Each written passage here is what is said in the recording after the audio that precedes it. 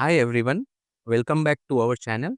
This is Dr. Suraj Chirania, hematologist, hemato-oncologist and bone marrow transplant physician. Today we will dive into one of the most important topic, anemia. So if you are feeling weakness, tiredness, fatigue, irritability and more of sleep, so this can be one of the symptoms of anemia. So it's very important to do your blood test.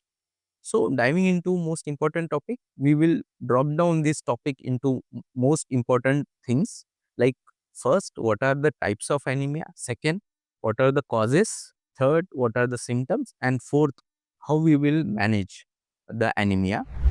So coming to our first thing, what are types of anemia? Types of anemia first is iron deficiency anemia. Second is vitamin B12 and folic acid deficiency anemia. Third is chronic anemia because of the long standing problems you develop anemia. Fourth is genetic problems. Fifth can be related to cancer related.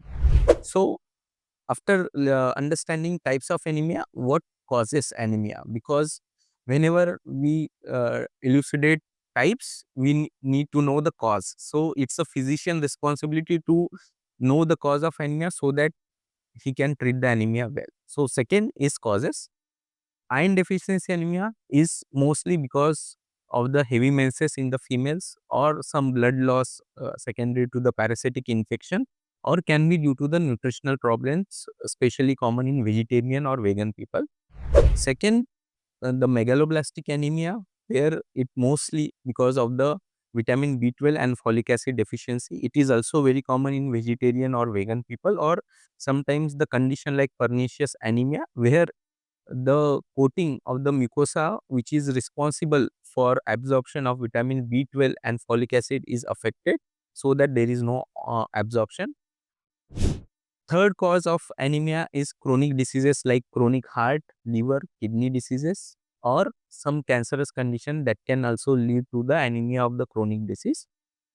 The fourth cause is genetic causes like thalassemia, sickle cell anemia, hereditary spherocytosis, which are transmitted in the families in autosomal recessive, some diseases in autosomal dominant conditions, so that the family is affected with the anemia.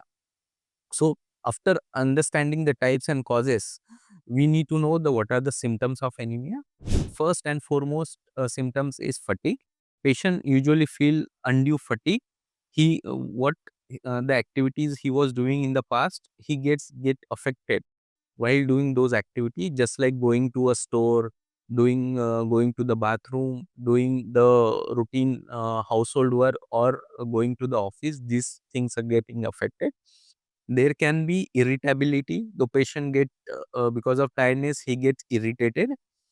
These most of the things happens because the red cells which causes the anemia are less, so that oxygen that carries to the heart brain are affected, so that there is not ample supply of oxygen. That's why they feel fatigue and irritable.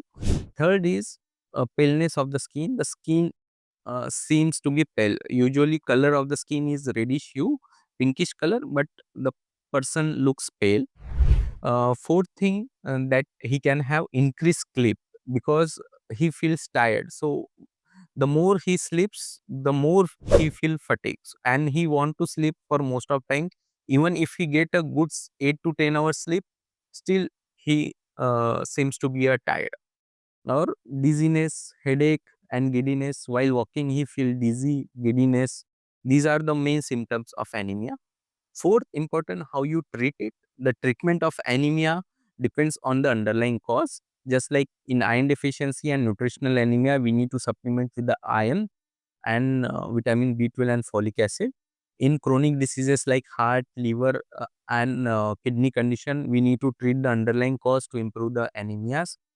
There can be a rheumatological disorders. These diseases get controlled, then anemia becomes better. There are different set of treatment for sickle cell and thalassemia that you need to consult your hematologist, and when it is related to cancer, you need to treat the cancer. So this is a basic understanding of anemia.